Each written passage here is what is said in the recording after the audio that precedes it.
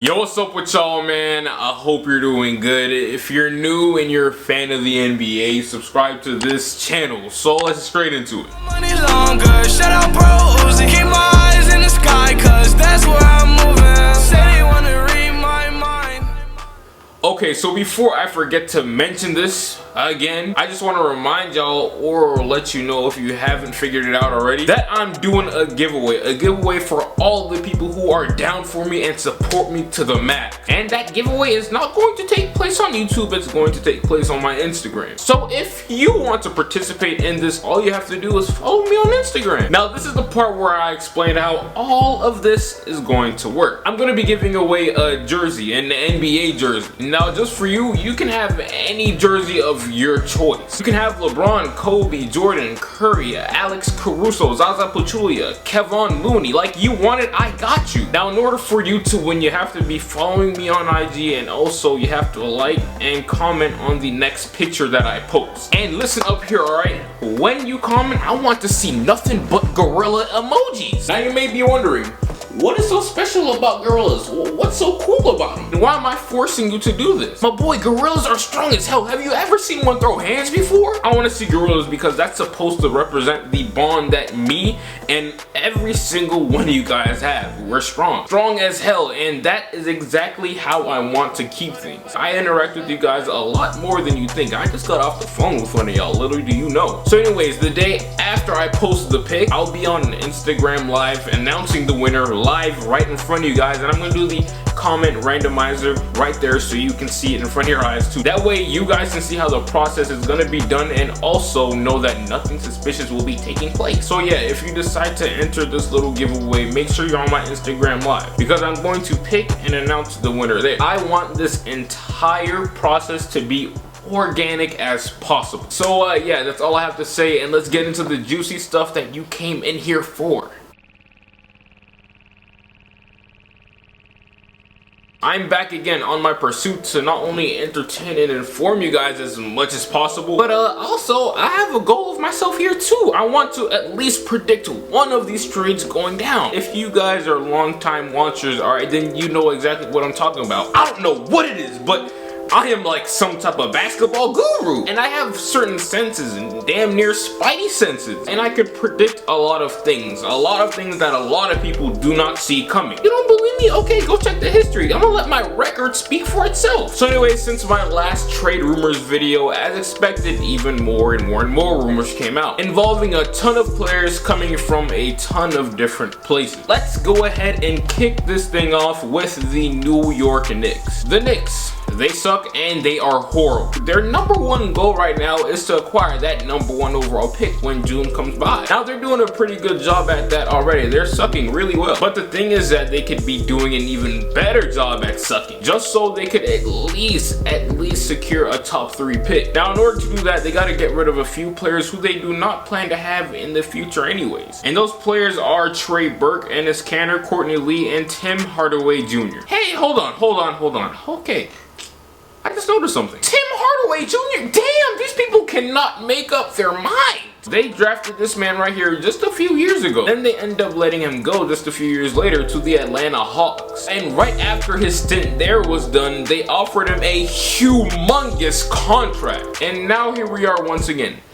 They want to get rid of Tim Hardaway Jr. What is wrong with you people in New York? Anyways, the group of players that were mentioned in rumors this past week are actually good enough players to contribute to a playoff contending team. I feel like the guys that they have up for trade have some type of value out there depending on the team that you're talking to. Tim Hardaway Jr., for example, is a 6th man type of player, and he does have some type of value. He is averaging 18 points per game, and he has a nose for buckets. He's super aggressive on offense. And with that, and also his defense holding him back significantly, he'd be much better off coming off of the bench as a 6th man for some other team. So teams should have some type of interest in him, but what might be holding him back is his huge obese contract. Dude is way overpaid. But off the top of my head, a team that I could see potentially being interested in him are the Milwaukee Bucks. Now look, Milwaukee has been doing fantastic, marvelous this year so far, and they've remained either the 1 or 2 seed the entire season. Now earlier this season, Milwaukee did just make a trade, but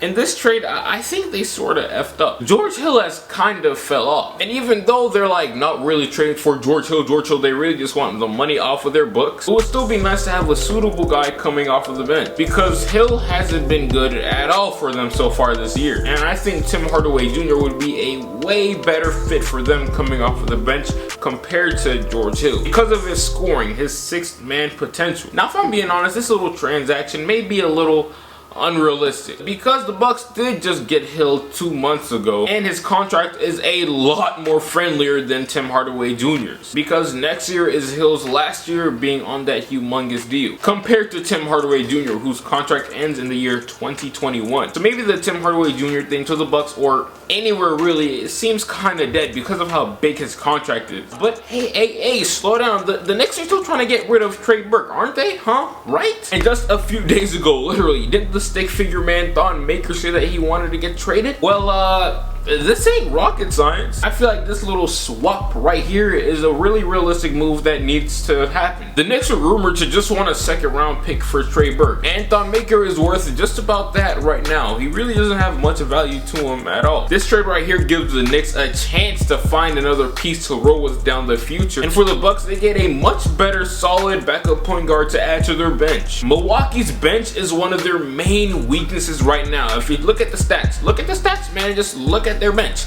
They have one of the worst benches in the league, and if they want to make a playoff run this year and go as deep as possible, then this is an issue that they should address sooner than later. Okay, I almost forgot to mention that dude and his cancer. Again, at this point, Ennis is fed up, as he should be. This dude is absolutely getting no play at all. But the thing about him is that I don't really see a team willing to give up any real assets just to add him to their roster. I can't think of one team that will legitimately trade for Ennis Kanter, except for the Charlotte Hornets maybe, actually. But besides them, I don't really have any other teams in my mind. I literally just came up with the Hornets on the spot. But other than them, I can't really see anyone making a move for him. So if you do, help me out. So now that we're done with the Knicks, we can take a quick dive into other teams around the league. The first place where I wanted to head to was Utah. Now, as of late, Utah has figured it out and has been on a groove. Everybody and everything is clicking right now, and it's looking like they're pretty much going to be a lock to make the playoffs this year, thanks to this insane run Donovan Mitchell and the rest of these guys have been on. So realistically speaking, these dudes don't have to make a move at all. But just saying, if they thought about capitalizing on this opportunity that they have now, they would take a serious look at that man, Mike Conley. Now wait, don't get it twisted. If you ask me, and I'm the general manager for the Utah Jazz, I wouldn't trade for Mike Conley, because for one, he's an injury prone player, and they are the Utah Jazz. I swear to you, they have some type of curse placed on them these last few years. Rubio, Rudy, Favors, Exum, Hill, and a few other Utah Jazz players from seasons ago consistently got harassed by injuries. They got brutalized. So why would that GM, knowing just how much bad luck his franchise has, make a move like that? Bringing Mike Conley to the Utah Jazz initially would be a good thought, because, you know, he plays defense and he's a good offensive player as well. He's exactly what they need. But, you know, as you start to think about things, first of all, that man is carrying a big old bag that he's not worth. And also, and then if them injuries start to pile up, you're screwed. And on top of the injuries, you know, since like he's kind of up there in age, or he's starting to get up there in age, he doesn't really match the timeline that these guys are on. I saw that trade rumor flying around these past few days, and I just had to put an end to that whole idea. Utah is vibing right now, and they're doing perfectly just fine without him. They probably shouldn't and wouldn't mess with what they got going on right now. Another trade rumor that I saw a couple weeks ago involved Bradley Beal and the Toronto Raptors. Beal on the Raptors, with the roster that they have now, would be insanely intriguing. But in order for them to land Bradley Beal, they have to give up a lot of their depth. Guys like Fred VanVleet, Siakam, and OG Anunoby would be goners. And I think the Raptors would have a real problem of letting go of these guys, because they're such key quality pieces to the Raptors' success. And I think that's something that they may value more than Bradley Beal. And for the Washington Wizards case and what they should be doing towards the future, I think it's clear as day what they should be doing now. I think that they should scrap just about their entire roster and build around Otto Porter Jr. and Bradley Beal. And pray, just pray a lot that someone ends up taking up John Wall's contract during this summer.